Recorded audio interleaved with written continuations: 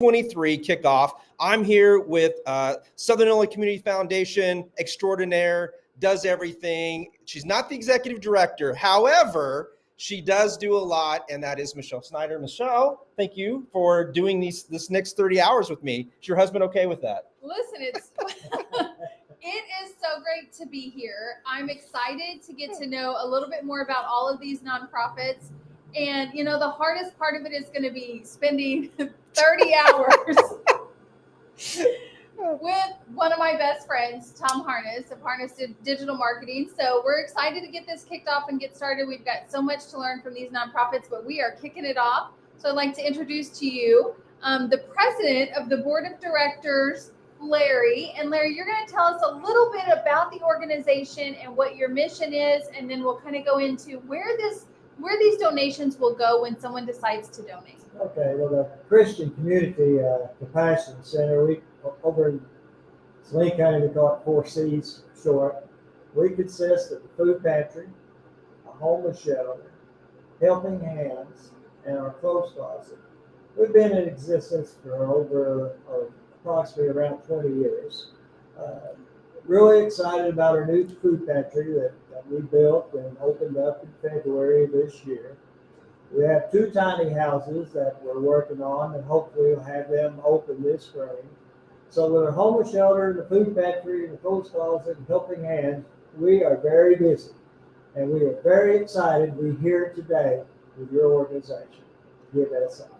So, you know, I as a veteran, and we were just talking off camera, you're a Navy veteran.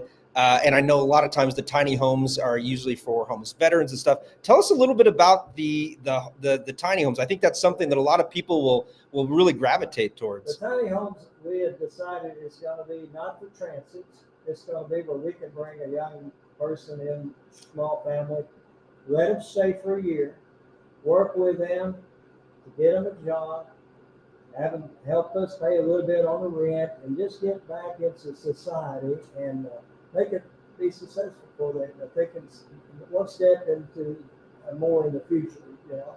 So we're excited to do that. In our homeless shelter, we try our best for those who do come in to find them work, and that's one of the requirements is that if they stay there, they have to look for work. So we're excited with the tiny houses. It's been kind of slow getting going, but we're getting ready to make the next big step. So Larry, how important are these wraparound services? So not just the food pantry, not just the helping hands, not just the tiny houses. Like, how important is it for you to be able to provide all of these additional services that someone can have in just one place? Well, I think in southeastern Illinois, Saline County, with all the coal mines that have shut down over the past 5 years, there is a great need. I share this story with you. I've shared this with many people. In 1972, I was aboard USS Holland in Rhoda, Spain. We went out on sea trials, getting ready to come back to the States. We need to go out on sea trials. Our ship got lost. Now, how do you get lost? You got cell phones. No, 1972, you don't have anything. We were lost.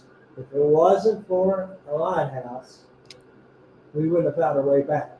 Once we found that lighthouse, we knew what direction to go.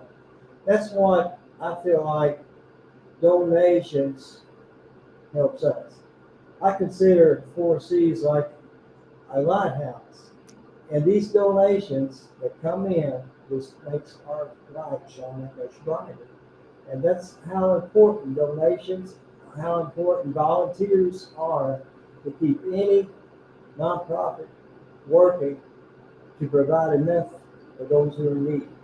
And we provide shelter, we provide food, we provide money if needed, all clothing, all the necessities. We do our best, and we try to do it in a compassionate way because we are a compassionate city.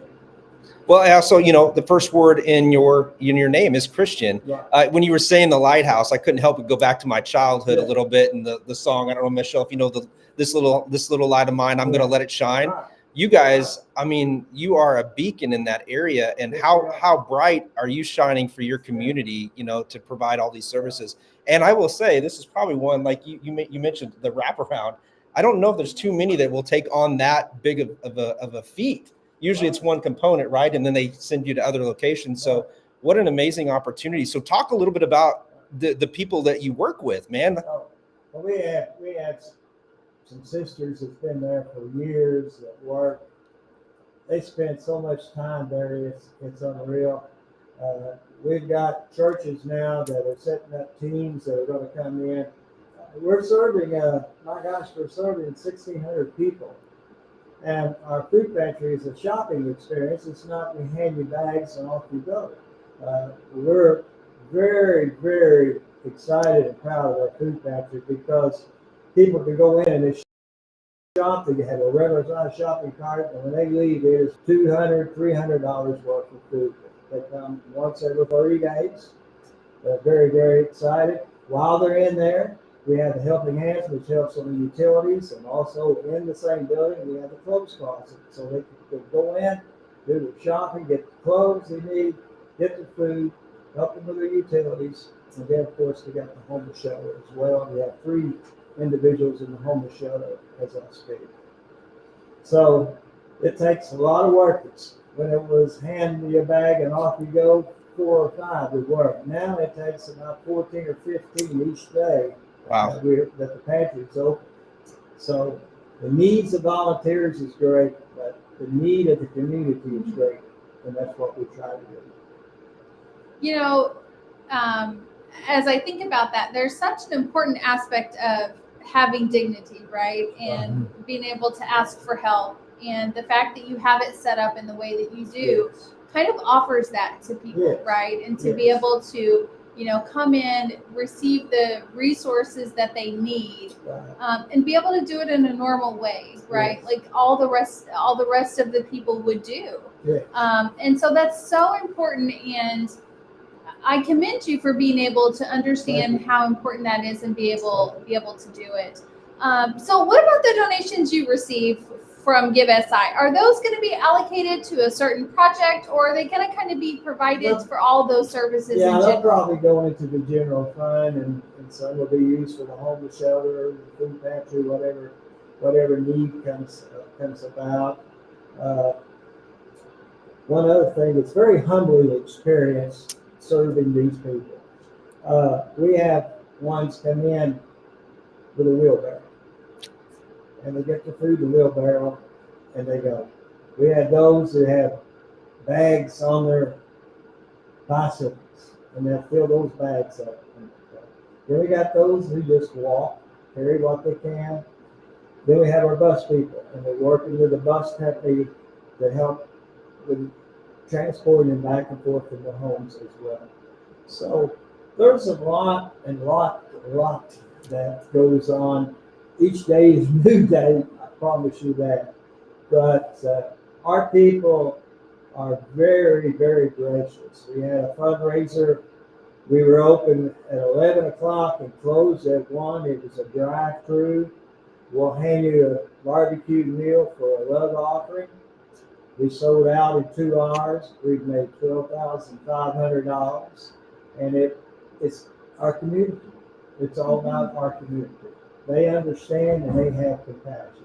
If it wasn't for them, they are the 4 C's, not I. They are our community. They're wonderful.